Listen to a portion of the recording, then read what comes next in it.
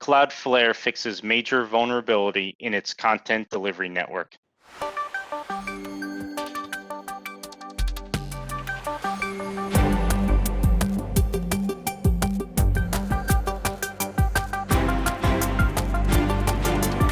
So Chris, I hear you have found something new with Cloudflare? Yes, so they actually just fixed a vulnerability in their open source code that could have potentially impacted about 12.7% of all websites on the internet. So on the good news before I get started, it is fixed and they discovered it around April 6, 2021, and they've been patching it since then, and they've fully disclosed that the vulnerability is patched and that no one exploited it in the wild. But what this security researcher found was able to find a vulnerability in the content delivery network through how it updates NPM packages. So by going through looking at the open source code, this researcher found that there's this auto update script, and this auto update script updates NPM packages that can be pulled from this other URL content CDNJS.com that hosts all these other packages that people can use in their websites. So he created a kind of a fake NPM package called HeySven, and he put this path traversal exploit in there. So when the auto update script ran in the content delivery network, it would run that path traversal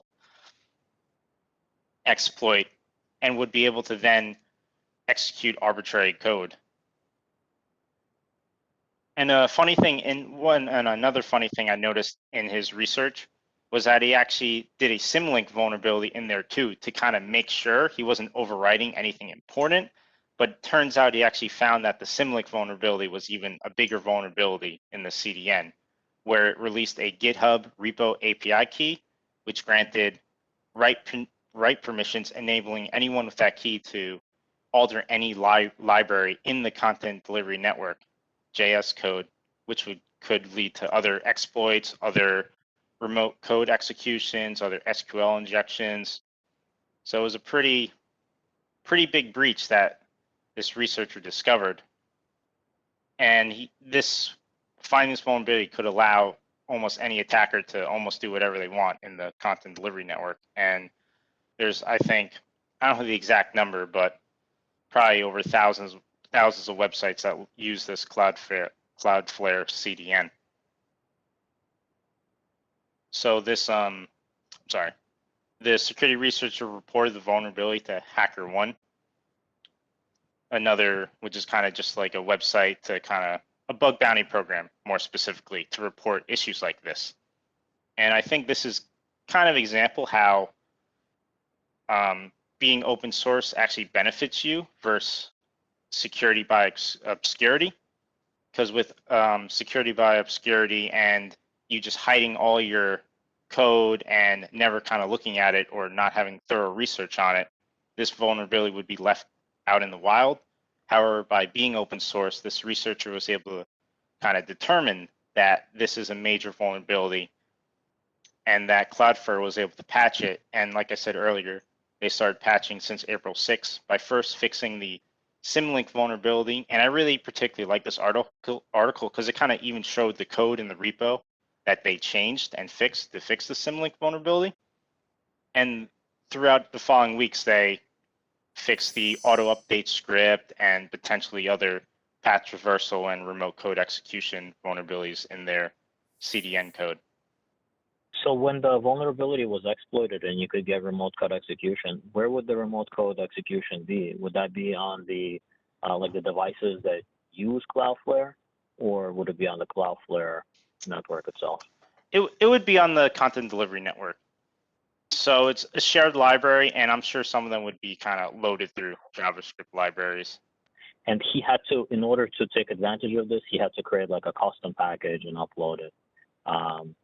That basically was shared across anyone who would be using Cloudflare. Is that right? Yes. So it's actually still out there. I'm not sure I should be saying this right now, but it's called HeySven, and it's on the CDNJS.com website where anyone can kind of upload packages to use in this content delivery network. And it's actually, the vulnerability scan on the website does say there is a path traversal vulnerability in there. However, it is still up there, and I think anyone can upload packages to that site to use in this content delivery network. Interesting. Is that part of the, like, I guess I'm just curious, who would be responsible for cleaning that up? Or could someone do it again? I'm not too sure because that package is still out there. I kind of just searched it before coming onto this call, and yeah, it's still there, and you can download it. So I'm not sure who the responsible party is here. So who would be the responsible party when it comes to the organizations that it targeted, their websites, right? So they've already patched those. So those websites that were targeted or are now, I guess, vulnerable with that using CDN, using the Cloudflare. So it's a vulnerability in their code. Now, which organizations did they list? A lot the organizations that were hit or not, or they just kept them anonymous? So the exploit, according to Cloudflare, the exploit was never executed in the wild by any attackers. So no real websites were compromised in this research. But the fix happened in the content delivery network code. So that's what it's Cloudflare CDN, and they did all the patches and fixes to it. Yeah. In their code. Okay. Right. Okay. But yeah, what I'm trying to say, what I'm kind of adding is that the kind of package the security researcher used is still public and on the content delivery CDNJS.com listed there. So I'm kind of interested on who would be responsible for removing it, or it's just kind of the application's responsibility not to use that package. Are organizations still at risk if they use Cloudflare? To this certain vulnerability, no, because it was fixed. The symlink vulnerability was fixed. The path traversal vulnerability was fixed, and the auto update script that was used to kind of update the NPM packages and other Node.js packages was fixed. So this particular vulnerability is protected if you're using the Cloudflare CDN. Yeah, and I guess to give CDNs a little benefit of the doubt, they do help websites distribute load and could potentially be better to withstand a denial of service attack, while a single web hosting site is more vulnerable to DDoS attacks. So just not to fully pick on the CDN here, but this was a major vulnerability that was fixed in it. It's great to know that it's fixed, I think, and yeah, I know a lot of websites do rely on this kind of functionality to distribute common libraries. So it's good to see that action was taken. It's interesting that, this kind of patching has been going on since, I guess, April, it being July now.